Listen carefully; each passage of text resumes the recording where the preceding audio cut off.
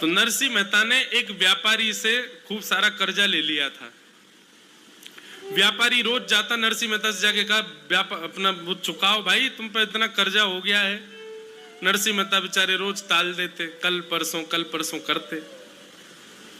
दो प्रकार के लोग होते हैं, एक तो होते हैं कि उनके पास होता है लेकिन वो देते नहीं है, लेकिन कई लोग होते हैं बेचारे उन पर व्यवस्था ही नहीं बन पाती, क्या करें, नरसिंह मेहता जैसे।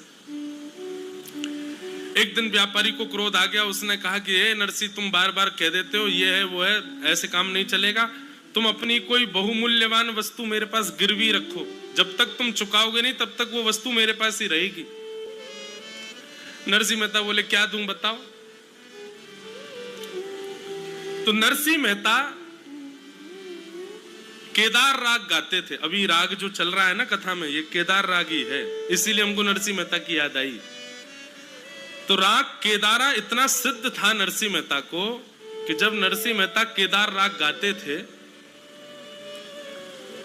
तो ठाकुर जी के मंदिर में ठाकुर जी की जो माला थी वो गले से टूट के गिर जाती थी।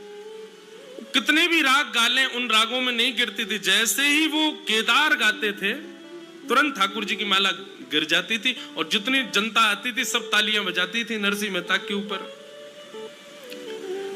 नरसिंह मेहता की इस स्थिति को देख करके व्यापारी ने कहा तुम अपना राग केदार गिरवी रखो, जब तक तुम मुझे नहीं चुकाओगे अपना पैसा तब तक तुम राग केदार नहीं गाओगे। नरसिंह मेहता बोले ठीक है भैया, नहीं गाएंगे राग केदार। अब उसी दिन जिस दिन नरसिंह मेहता ने अपना राग गिरवी रखा, उसी दिन कुछ लोगों ने नरसिंह मेहता को पाखंडी बताया था। उन्होंने कहा ये पाखंड करता है, इतनी पतले सूत की माला पहनाता है ठाकुर जी को कि वो पहले सारे राग गा देता है, जैसे वो धागा टूटने वाला होता है सोई राग केदार गा देता है।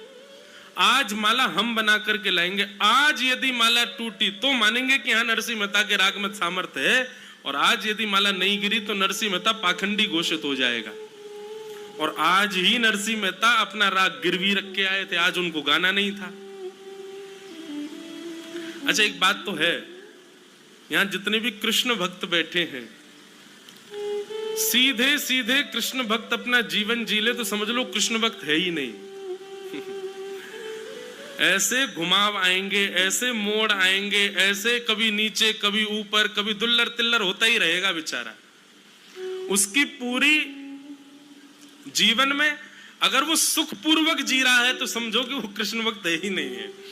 इसका मतलब ये नहीं है कि आप ये सोच लो कि कृष्ण भक्त को सुख नहीं है। हाँ एक सुख है ना, क्या सदा श्री कृष्ण उसके साथ है, इसका सुख उसको बना रहता है। चाहे कितनी भी विपत्ति आपत्ति आ जाए, कितने भी उतार चढ़ाव आ जाए, उसको मन में ये विश्वास रहता है कि ठाकुर जी मेरे संग खड़े हैं। नरसिंह मेहता पहुंचे तो देखा आज तो बड़ी भीड़ लगी है। नरसिंह मेहता बोले भैया आज इतनी भीड़ कैसे? बोले वो दूसरे गांव के लोगों ने आज माला पहनाई है मोटे सूत की, और उन्होंने कहा है बोले आज यदि नहीं गिरी माला तो आपको पाखंडी घोषित कर दिया जाएगा। नरसिंह मेहता के नेत्रों में आंसू आ गए। बोले वारे कन्हैया, तुमको भी आज ही गिरवी करवाना था मेरा राग, जब आज परीक्षा। अच्छा नरसिंह मेहता बोले मुझे इस बात की चिंता नहीं कि मुझे पाखंडी, मैं खुद घोषणा कर देता हूं कि मैं पाखंडी हूं, पर मुझे इस बात की चिंता है कि यदि आज मेरे राग ना गाने से आपकी माला नहीं गिरी तो कितने लोगों के चित्त में अविश्वास हो जाएगा आपके प्रति। मुझे अपनी चिंता नहीं है ठाकुर जी, मुझे आपकी भक्तों की चिंता है। अब नरसिंह मेहता लिए पेटी। अच्छा मां सेठ जी और खड़े थे, वो उनने यूं कह रखी थी बोले कि गाना नहीं आज राग केदार, अगर गाया तो पूरी दुनिया को बताऊंगा तुमने कर्जा ले रखा है।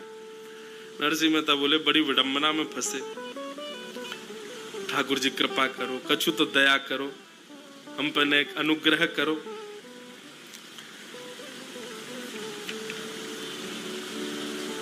नरसिंह मेहता विविध विविध राग गाने लगे। सब लोग कहें ए केदार शुरू करो, नरसिंह मेहता कहें हाँ अभी यमन गा दूं फिर गाऊंगा केदार, फिर बाद में कहें देश गा दूं फिर गाऊंगा केदार। ठाकुर जी से नरसिंह मेहता की विचलनता देखी नहीं गई।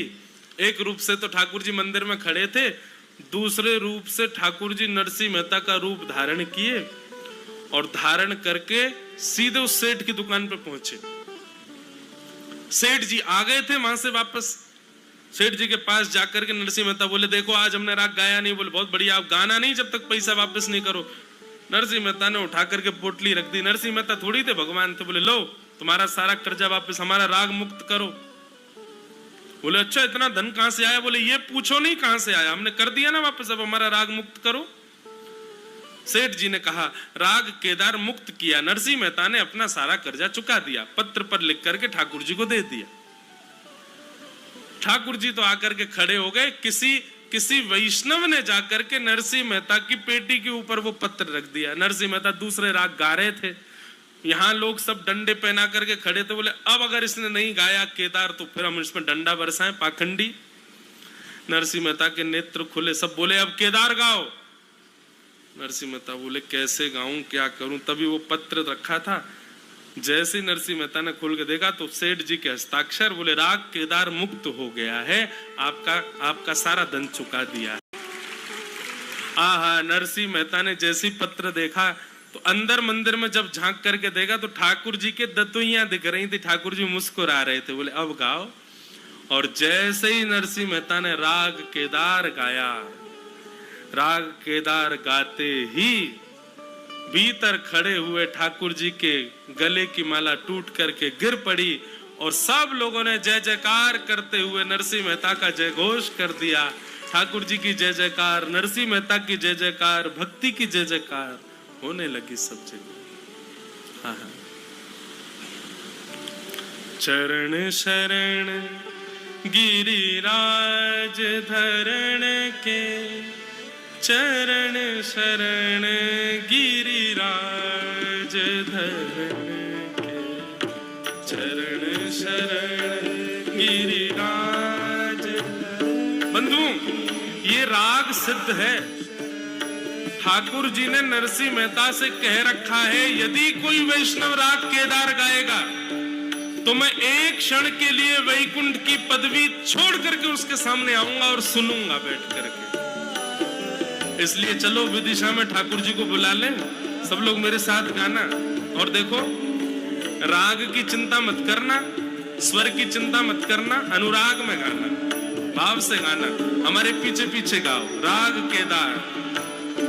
चरण शरण गिरिराज धरण के, चरण शरण गिरिराज धरण के, चरण शरण गिरिराज धरण की, चरण शरण गिरिराज धरण की। हम विधि अविध कछु नहीं जानत,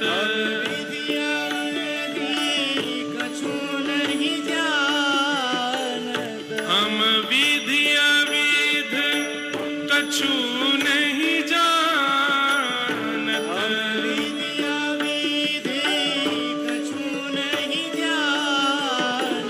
रहत भरोसे श्री गिरिवर